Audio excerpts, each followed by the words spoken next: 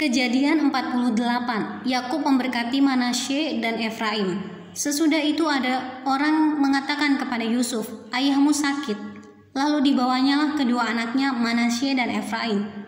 Ketika diberitahukan kepada Yakub, "Telah datang anakmu Yusuf kepadamu," maka Israel mengumpulkan segenap kekuatannya dan duduklah ia di tempat tidurnya. Berkatalah Yakub kepada Yusuf, "Allah yang Maha Kuasa telah menampakkan diri kepadaku di Luz di tanah Kanaan dan memberkati aku, serta berfirman kepadaku, akulah yang membuat engkau beranak cucu, dan aku akan membuat engkau bertambah banyak dan menjadi sekumpulan bangsa-bangsa. Aku akan memberikan negeri ini kepada keturunanmu untuk menjadi miliknya sampai selama-lamanya. Maka sekarang kedua anakmu yang lahir bagimu di tanah Mesir, sebelum aku datang kepadamu ke Mesir, akulah yang empunya mereka. Akulah yang akan empunya Efraim dan Manasye sama seperti Ruben dan Simeon.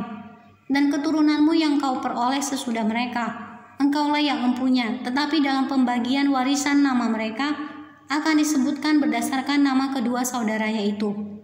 Kalau aku pada waktu perjalananku dari Padan aku kematian Rahel di tanah Kanaan di jalan, ketika kami tidak berapa jauh lagi dari Efrata, dan aku menguburkannya di sana di sisi jalan ke Efrata, yaitu Betlehem."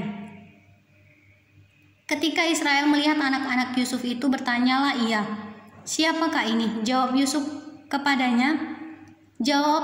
kepada ayahnya, "Inilah anak-anakku yang telah diberikan Allah kepadaku di sini." Maka kata Yakub, "Dekatkanlah mereka kepadaku supaya ku berkati mereka. Adapun mata Israel telah kabur karena tuanya, jadi ia tidak dapat lagi melihat."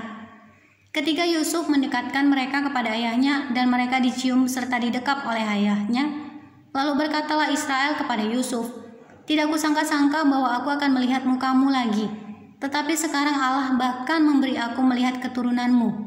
Lalu Yusuf menarik mereka dari antara lutut ayahnya, dan ia sujud dengan mukanya sampai ke tanah. Setelah itu Yusuf memegang mereka keduanya, dengan tangan kanan dipegangnya Efraim, yaitu di sebelah kiri Israel, dan dengan tangan kiri Manasye, yaitu di sebelah kanan Israel. Lalu didekatkannya lah mereka kepadanya. Tetapi Israel mengulurkan tangan kanannya dan meletakkannya di atas kepala Efraim, walaupun ia yang bungsu, dan tangan kirinya di atas kepala Manasye. Jadi tangannya bersilang, walaupun Manasye yang sulung. Sesudah itu diberkatinya lah Yusuf, katanya, "Nenekku dan ayahku Abraham dan Ishak telah hidup di hadapan Allah. Allah itu sebagai Allah yang telah menjadi gembalaku selama hidupku sampai sekarang, dan sebagai malaikat yang telah melepaskan aku dari segala bahaya. Dialah kiranya yang memberkati orang-orang muda ini, sehingga namaku serta nama nenek dan bapamu serta nama nenek dan bapakku Abraham dan Ishak termasyur oleh karena mereka, dan sehingga mereka bertambah-tambah menjadi jumlah yang besar di bumi." Ketika Yusuf melihat ayahnya meletakkan tangan kanannya di atas kepala Efraim, hal itu dipandangnya tidak baik, lalu dipegangnya tangan ayahnya untuk memindahkannya dari atas kepala Efraim ke atas kepala Manasye. Katanya kepada ayahnya, "Janganlah demikian ayahku, sebab inilah yang sulung. Letakkanlah tangan kananmu ke atas kepalanya." Tetapi ayahnya menolak. Katanya, "Aku tahu anakku, aku tahu. Jika aku tahu, ia juga akan menjadi suatu bangsa, dan ia juga akan menjadi besar kuasanya.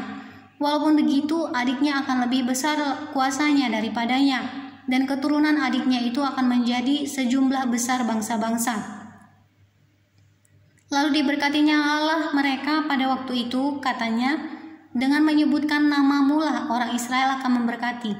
Demikian, Allah kiranya membuat engkau seperti Efraim dan seperti Manasye." Demikianlah didahulukannya Efraim daripada Manasye.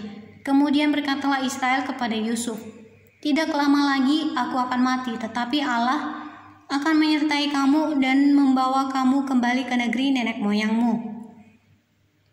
Dan sekarang aku memberikan kepadamu sebagai kelebihanmu daripada saudara-saudaramu suatu punggung gunung yang kurebut dengan pedang dan panahku dari tangan orang Amori."